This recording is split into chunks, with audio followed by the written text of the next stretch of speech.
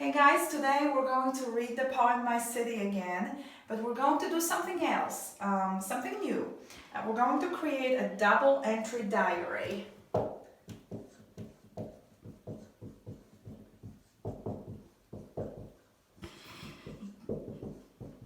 This is a strategy from Cristovani's textbook. I need everyone to divide your paper in half, and on the left please write quotes, and on the right your response.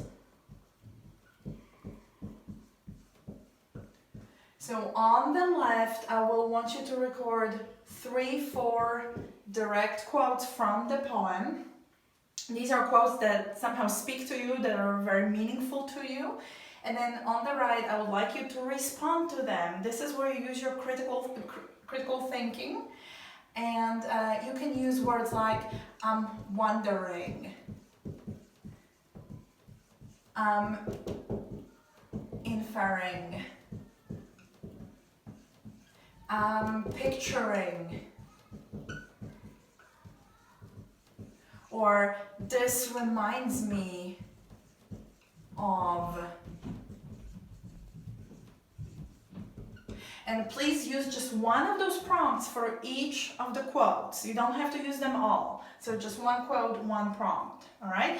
And another important thing, I would like you to use sticky notes when you for writing down quotes and your responses. So you record them on the sticky note and you place them in your notebook on under quotes or under your responses.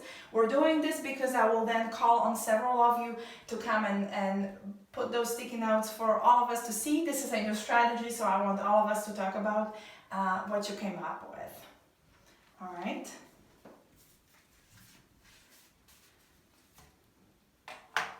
All right, you all should have several quotes and responses by now, so let's look what you came up with.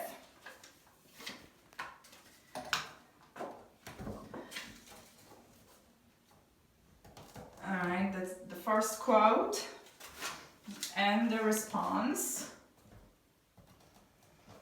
All right, when I come down to sleep, death's endless night. And the response is, I'm inferring that the speaker views death as the end, as nothingness. Good job. Also, there's one more line where that thought is included. Anyone? Where else does the speaker feel this way? Yes, in the last one, to be dead and never again behold my city. So again, to be dead is worse than being able to experience his city, the life in his city. All right. The next quote. Will it be that no more I shall see the trees or smell the flowers or hear the singing birds? And what was the response?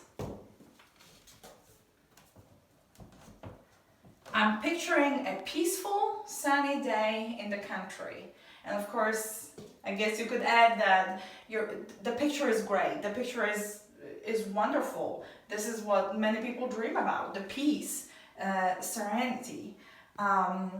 So the picture that is painted in the first part of the poem seems to be idyllic.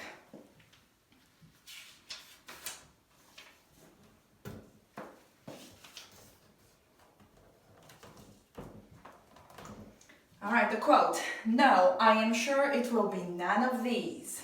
All right, that comes from about the middle of the poem. And the response to this.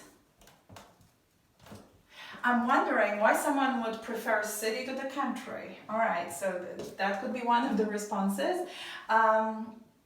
Because this is such a wonderful picture of the country, and yet the speaker says, no, this is not what I would miss if I was about to die.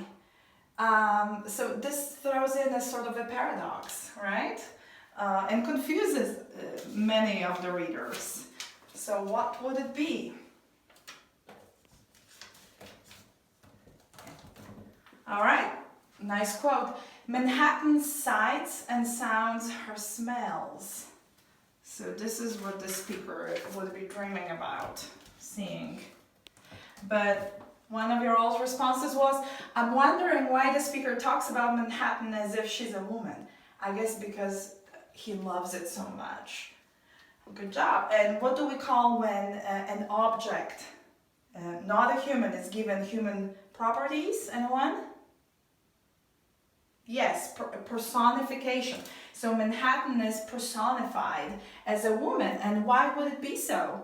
And again, yes, maybe because he loves it so much and loves it like as if it was a woman.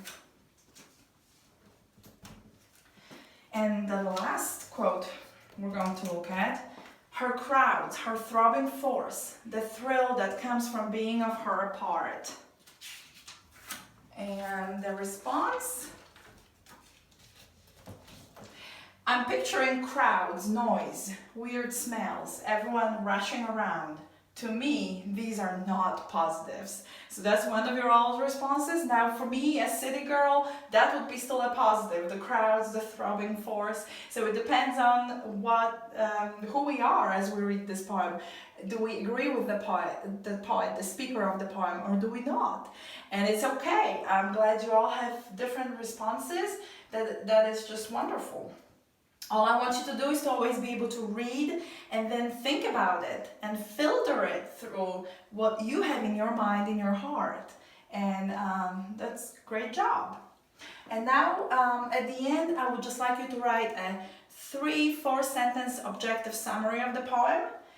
Objective, that means you are actually writing about what the poem is about without your opinion. So just 3-4 sentences of an objective summary. Thank you, guys.